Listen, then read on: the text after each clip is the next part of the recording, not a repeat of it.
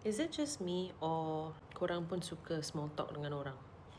Dulu, masa lagi event kan, I tak suka small talk. Sebab I selalu disajikan dengan, I tak suka pergi event. Everyone is fake. I don't know how to do small talk. Small talk is so boring. Lama-lama I sedar bahawa manusia ni, macam-macam kita boleh belajar dengan orang. Sejahat-jahat manusia dan sebaik-baik manusia ni, ada je benda dan ilmu, pengalaman yang kita boleh absorb.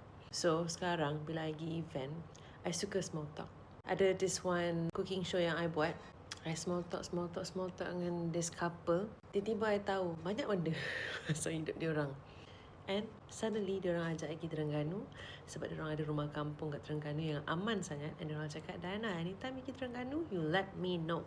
I perasan lah sebab kita orang kata bukan hanya bina relationship baru, tapi kita juga maintain relationship yang ada. Lama-lama, ada je orang yang recommend I dekat clients, nak collaborate project. Banyak pintu-pintu rezeki dan peluang-peluang yang terbuka sebabkan of the small talk.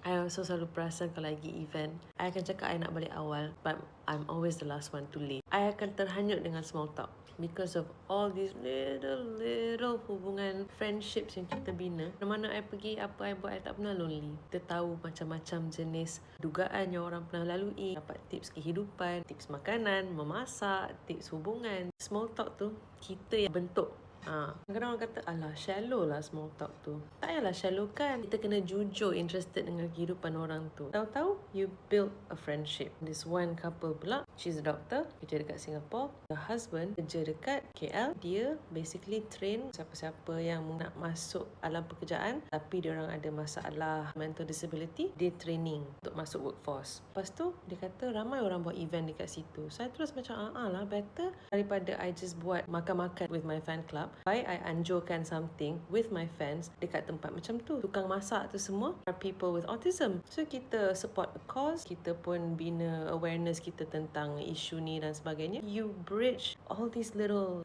connections together about the world tau. So it's beautiful to me. My life has changed for the better. Also, during small talk, jangan lupa juga korang bagi tahu people what you're doing. Tengah sama belajar, project ni, I impi untuk buat tu. It's not about showing off. It's about building connection. They might know people who could help you, who could connect you, or common interests that can actually strengthen the friendship. It is such a skill to learn how to just talk to anyone. If you look at the world as an opportunity of just learning about life, how rich life is through all the experiences that you go through, I believe your life will be so much better. So don't underestimate small talk. Bye.